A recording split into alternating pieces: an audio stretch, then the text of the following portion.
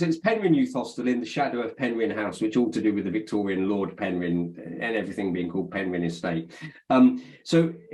What became important is Penrhyn is situated between the town centre of Bangor and then a particular estate on the outside called Maesgeirchen, and it's the estate that the community Penrhyn, it gets on the business of getting involved with and working with its neighbour.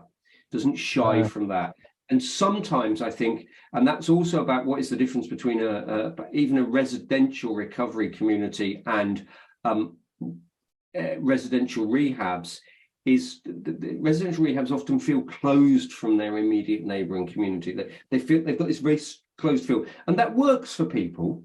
And I think the exception is when residential rehabs are actually what Rowdy would, of course, refer to as genuine therapeutic communities. And I think we have those in Europe in a way in which we don't necessarily have in the UK.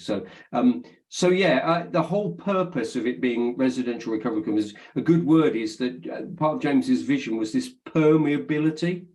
It's not an enclosed thing, but it seeps in and out. Yes. And then COVID just completely changed the whole experience in a way. It exploded the profile of North Wales Recovery with its community, but then the size of its footprint in the community, because during COVID,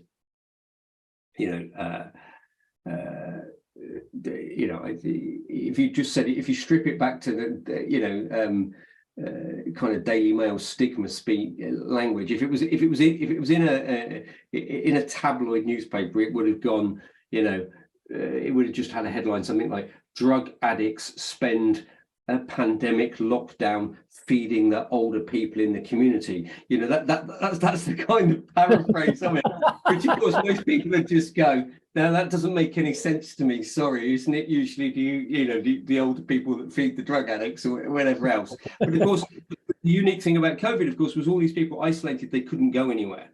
So it became a very unique. And really, there was thousands and thousands of hot meals that were delivered, as well as food parcels and everything else. And it led to an involvement in the food bank. And ultimately, it led to a conversation with someone in the local health board who wanted to talk about, could this happen on a bigger, a higher community profile? And all of those conversations ultimately led to the cafe and Boyd Dar being established.